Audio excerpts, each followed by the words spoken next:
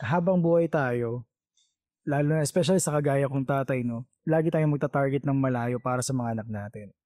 Then wag tayong matakot sumubok ng kakaiba. Kasi mali mo mas maganda pala yung nasa labas kumpara sa loob. Na-prove ko po na mas maganda pa yung pinasok ko ngayon. Siyempre, with the proper management. For me kasi, walang yumayaman sa nangangamuhan. So, ang expenses is directly proportional sa salary. So, kailangan mong maging boss sa sarili mong paraan.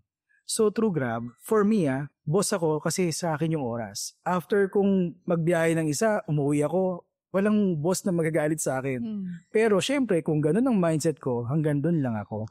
Kumbaga, ang pinakamagandang learnings is yung experience. Yeah. Na hindi mo makikita sa blackboard, di ba?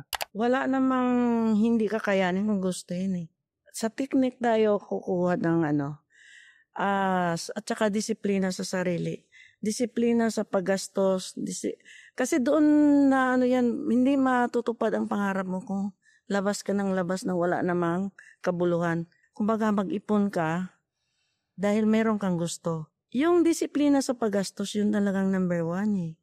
Yung gastos ka lang ng gastos kahit hindi mahalaga. Bili ka ng bili, hindi naman mahalaga. Iwasan mo na yan.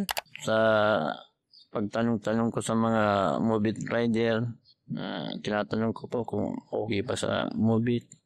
Isa lang pong sagot nila sa akin, okay naman daw po sa Mobit kung masipag ka lang po. So ayun, tinry ko po na mag-apply sa awap po ng Diyos. Nakapasok naman po ako sa Mobit. Doon ko po nalaman na totoo pala yung mga sinasabi nila sa akin ng mga pinagtanungan ko. Dati po talaga, sobrang struggle po, lalong-lalo na financially. And nung naging isa na po ako sa Grab Scholar, nung Wave 3, sobrang laki po ng difference. Like, lalong-lalo na po sa school, mas naging focus ako sa study kasi po na-less na po talaga yung problema, lalong-lalo na financially and mentally. And yung tuon ko na lang po talaga is mag-aral pa po ng mabuti.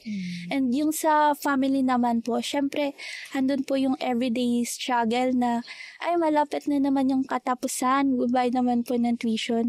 And yun po, parang biglang okay na po, ganun. And sobrang thankful po talaga sa Grab.